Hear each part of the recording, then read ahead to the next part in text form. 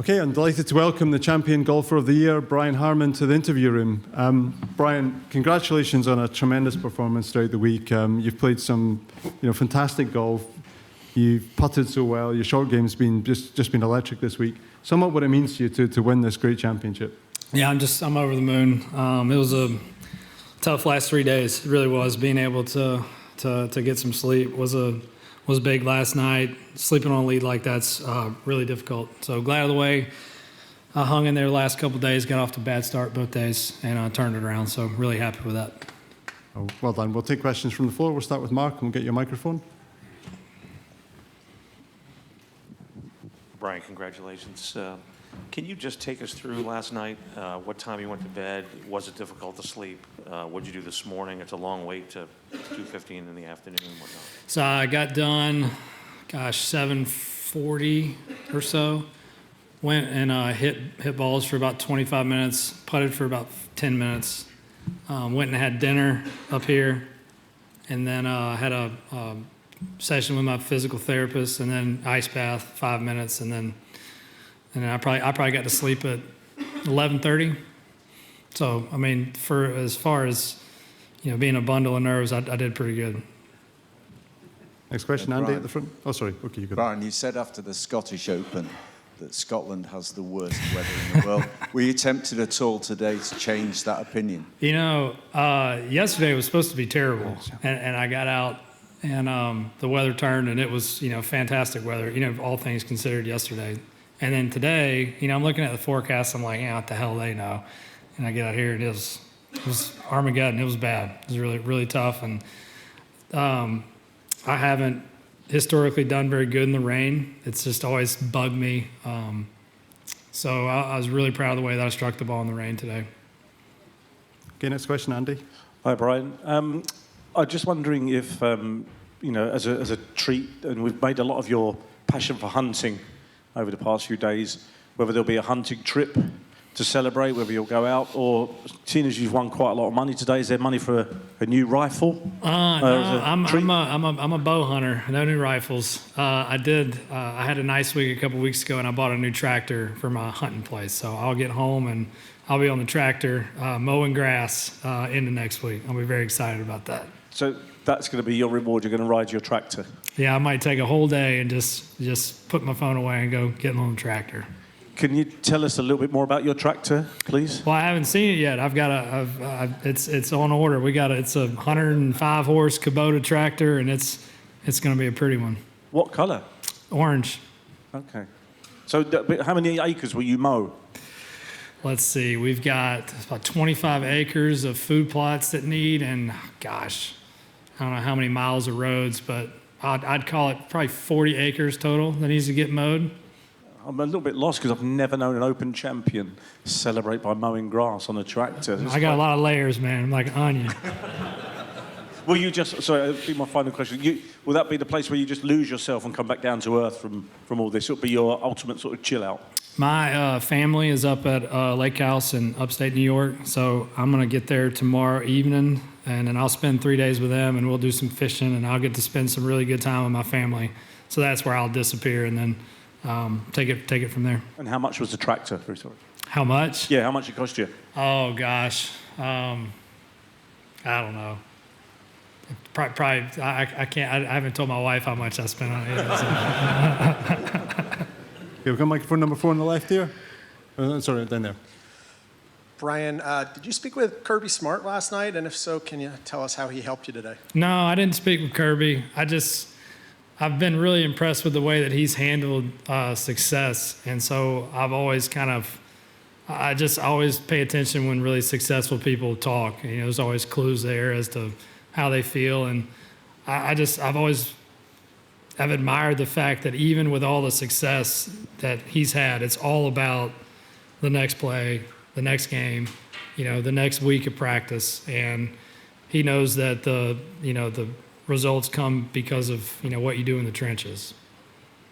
If I could ask one more, you did want to talk last night to one of the reporters about what you figured out with your putting. Can you talk about it now? Yeah, I found this.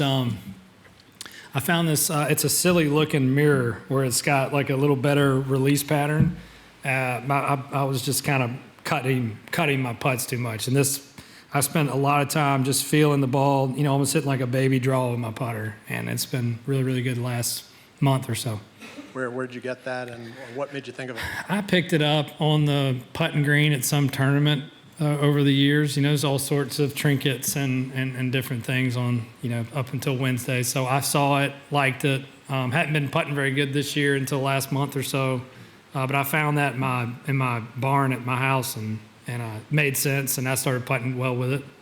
And you have it here this week? I do, yeah. Okay, Michael on the left there. Brian, can you imagine what it's like to be a fan out there today in this drenching rain all day? Well, normally they do such a great job of letting you know where your golf ball is, because the applause here is always, you know, great. They appreciate really good shots, but since everyone's holding an umbrella, it's hard for everyone to clap. So there was a couple times I got up, I'm like, oh, that's a little better than I thought it was. But the fans here have been incredible. My hat's off to them. You know, they packed the stands today, and I damn sure wouldn't have been out watching golf today.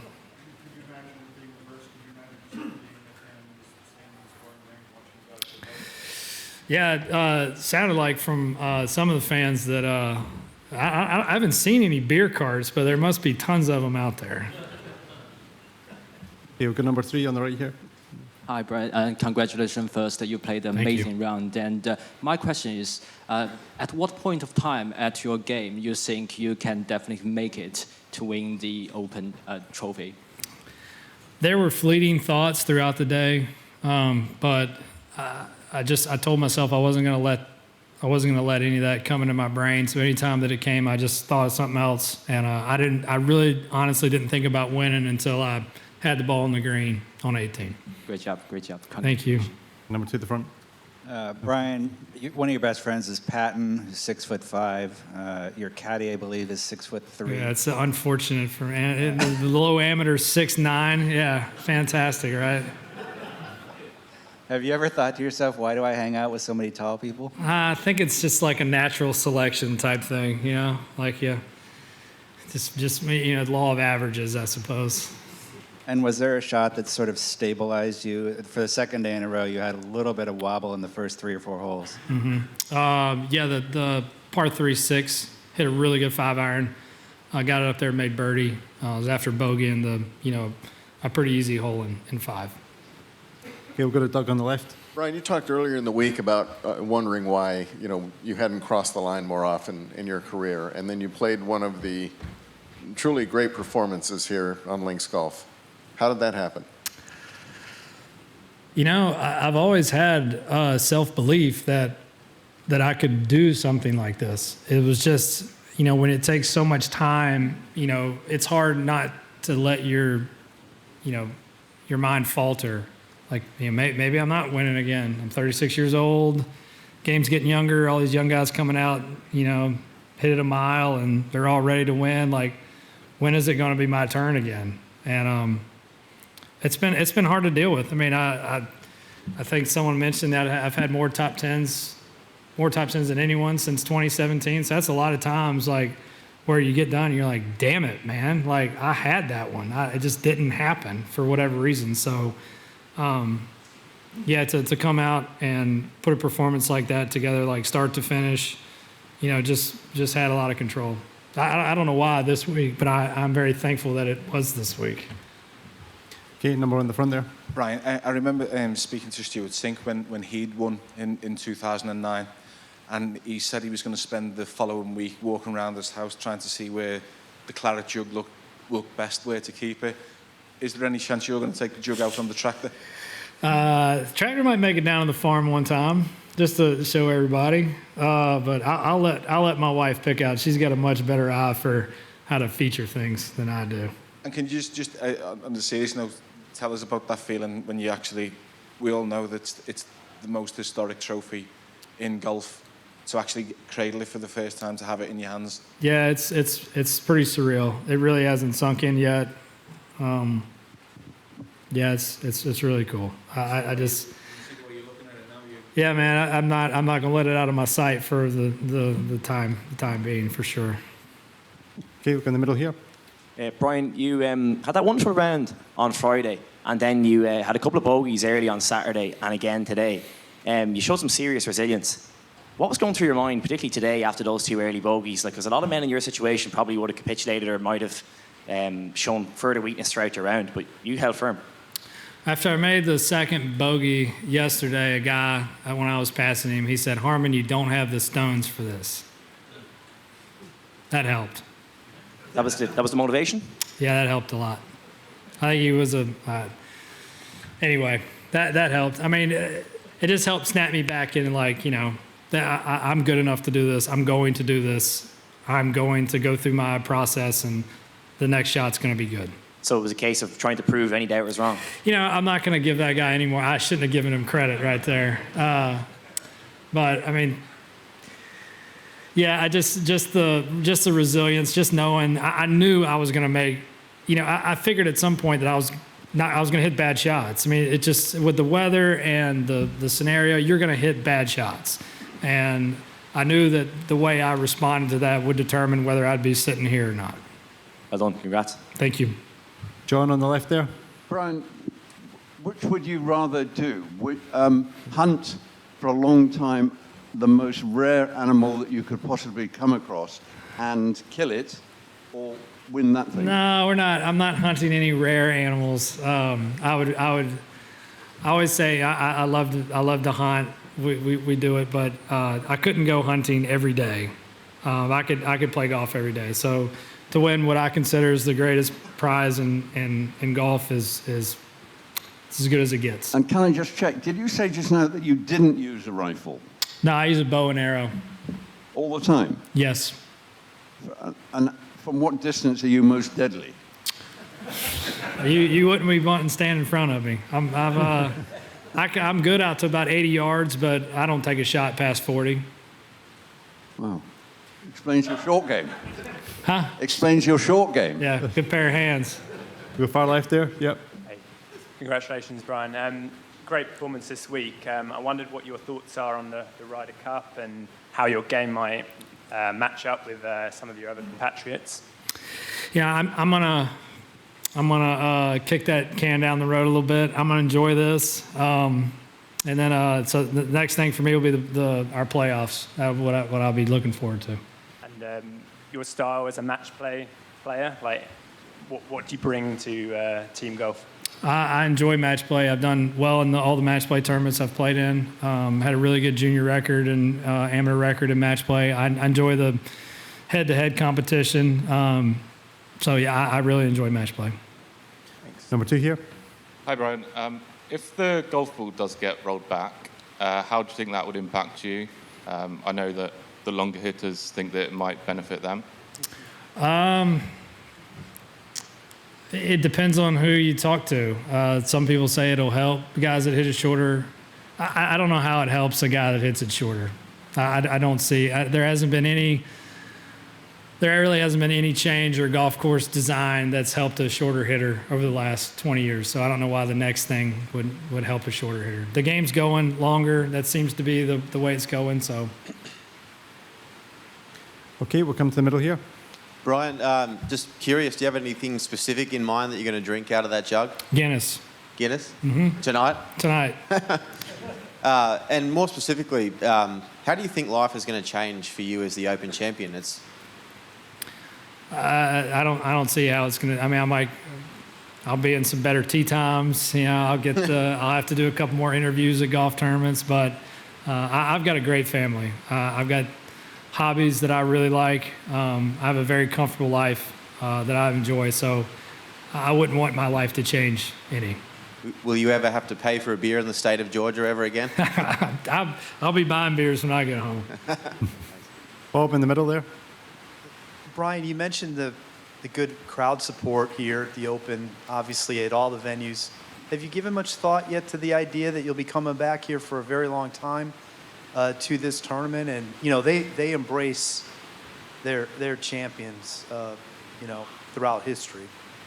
Yeah, I look forward to coming back for a really long time. This has always been, you know, growing up in Georgia, you know, I've watched, obviously being a huge fan of golf, I watched the Open Championship. We'd wake up early and watch it. And I never knew how much I'd appreciate it until the first time I came and played in 2014. I just didn't know what to expect. You grew up in Georgia, it's all the Masters. It's all, it's proximity. It's where, but I came here and I was like, wow, man, this is unbelievable. The fans are incredible. Everyone understands golf over here. It was just a delight to play.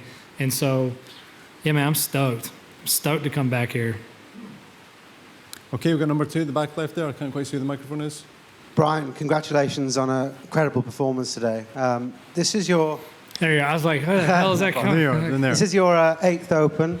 4 out of the first 5 were miscuts. 6th last year. What has changed that's allowed you to improve at playing links golf? Yeah, I missed those 4 cuts. I think I missed all of them by 1. Like, I played some okay golf. So it wasn't like I was over here hacking it to pieces. I just couldn't quite get comfortable, and I felt like maybe I rushed through it too much. And then last year, I finally felt like, it's like, man, if I'd have played a little bit better this first couple of days, I could have been right there. So I was excited to come back here this year. I think coming over for the Scottish helped out a lot, getting ready and really putting all my eggs in the basket of playing well here. Thank you. Okay, we'll make this last 2 questions. We're going to give you here and then here, so please. Hi, Brian. Well played. I was talking to Sepp Stracker earlier, and he said you don't hit it that short, actually, and that's just not true. I'll let y'all figure that. I don't hit it that short. I don't hit it that short. Yeah, he says your putting's better than anyone else, and you actually hit it medium distance. So what's the problem? No problem. Right here. Ain't no problem. Okay, Doug, final question. 2 things real quick, Brian. There was a few boos on the first tee today. Why do you think that was? Don't know. Maybe, you had Fleetwood and Rory's making a run, Fleetwood, and yeah, it's fine. Everybody's got their team they're rooting for. That's out at Live, actually, but go ahead. Huh? Nothing.